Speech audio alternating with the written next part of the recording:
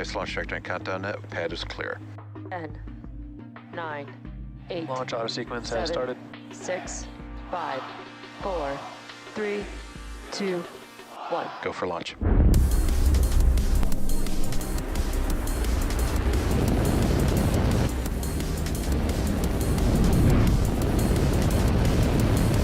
Vehicle is supersonic.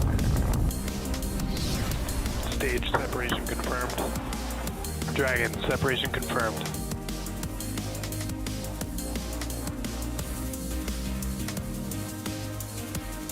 Stage 1 is transonic. Landing legs have deployed.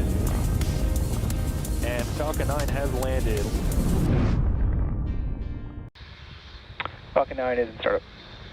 And as you just heard the call out, Falcon 9 is now in startup, meaning that the flight computers have now taken over the launch countdown.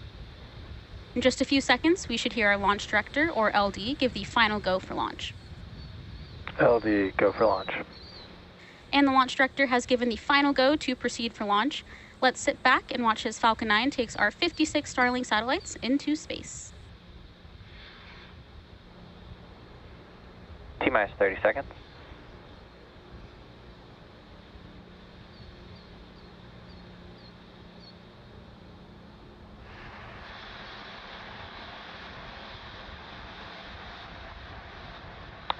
Seconds. T-minus 10, 9, 8, 7, 6, 5, 4, 3, 2, 1. Ignition and liftoff of Starlink 5-6. Go Starlink, go Falcon.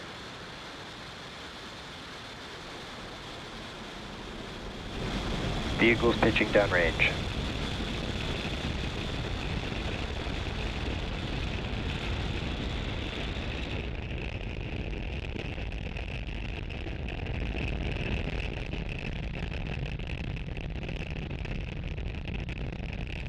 At T plus 30 seconds, Falcon 9 has successfully lifted off from Space Launch Complex 40 at Cape Canaveral, Florida at 3:31 a.m. Pacific Eastern Time. The next major milestone coming up is max Q, which is when the vehicle experiences the greatest amount of external stresses as it descends through the Earth's atmosphere during its flight today. What detain pressures are nominal? Falcon 9 is supersonic.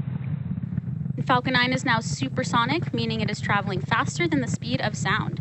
And coming up next, we will be hearing the call out for max Q.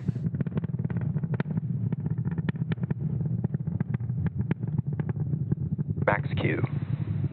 And there was the call out for max Q, which again is when the vehicle experiences its largest amount of external stresses.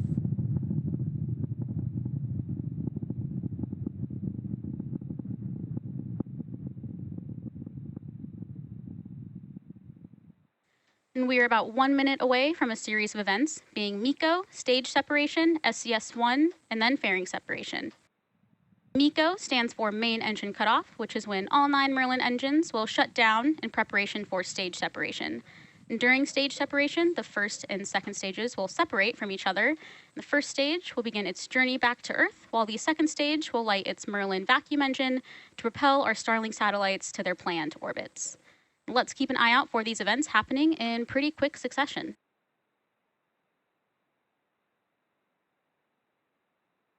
And you can expect those to start in about 20 seconds.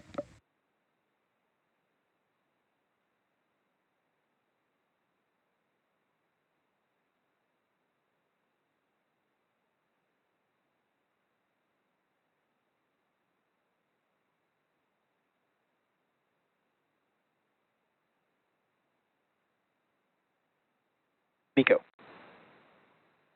Stage separation confirmed.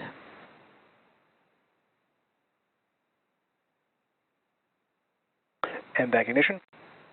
And as you just saw and heard over the nets, we had successful MECO, stage sep, and SES-1. We're now coming up on fairing separation from the second stage, just a few seconds. Fairing separation confirmed. Fairing separation has been confirmed. We will be attempting to recover both fairing halves using our recovery vessel, Bob. Both of the fairing halves that supported today's mission are flight proven, with one half flying for its 8th time and the other half flying for its 9th time.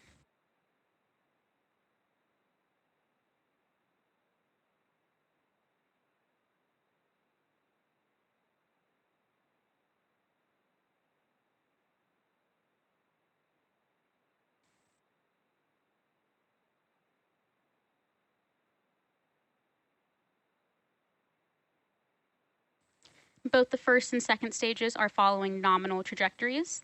And currently, the first stage is on its way back to Earth towards our drone ship, a shortfall of gravitas. And our MVAC engine, as you can see on your screen, is attached to our second stage and continuing its burn, which will last around another 4 minutes.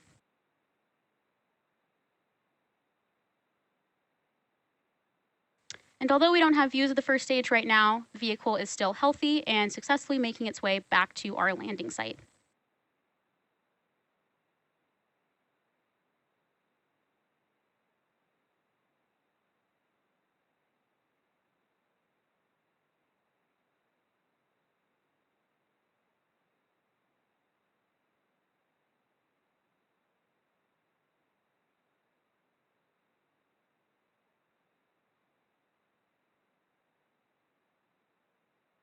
Acquisition of signal, Bermuda. And as a reminder, Starlink is a satellite internet constellation designed and manufactured by SpaceX to provide high-speed, low-latency internet to people living in remote and rural locations all around the globe.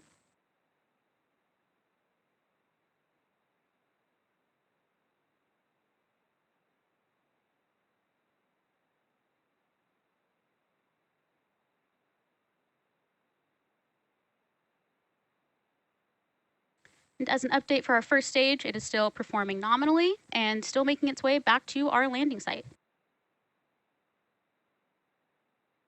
And a successful return of this booster. Both vehicles on a nominal trajectory. A successful return of this booster, again, will mark SpaceX's 189th landing to date.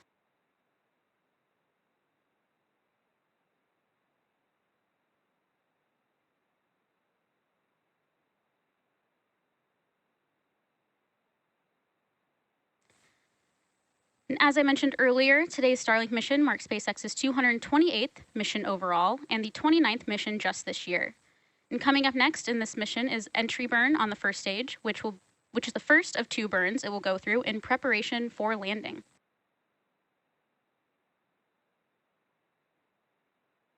And we can expect that entry burn to begin at T+6 minutes.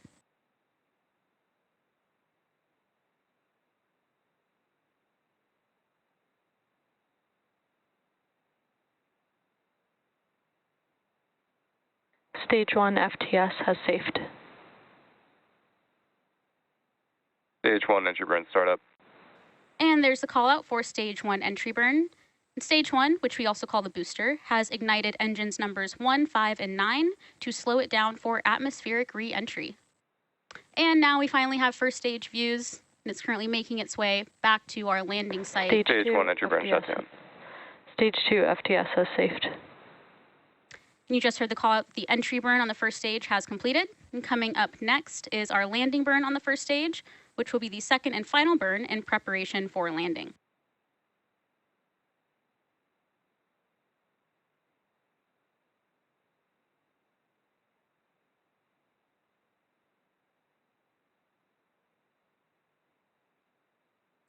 And Stage 1 has one more burn left to land on our drone ship, a shortfall of gravitas. Meanwhile, our second stage is still continuing its first burn and performing nominally.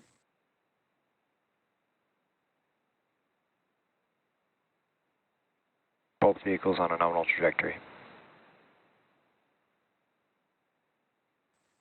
We can expect our landing burn to begin around T+8 minutes. Stage 1 transonic. And once that burn begins, it's going to last around 20 seconds.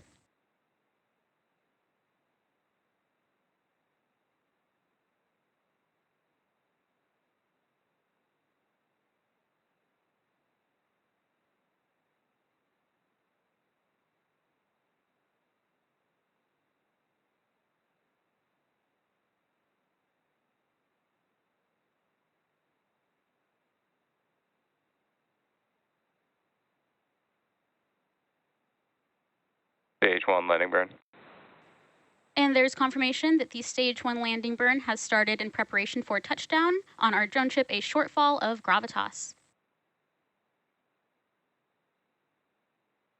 We can now see our drone Stage ship. 1 landing light deploy.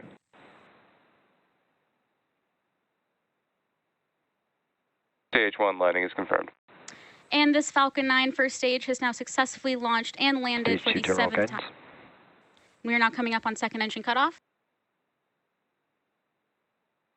Expected loss of signal, Cape.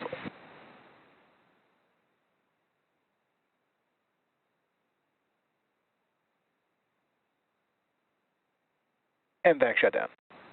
And there you heard the call out. We were waiting for SECO 1 and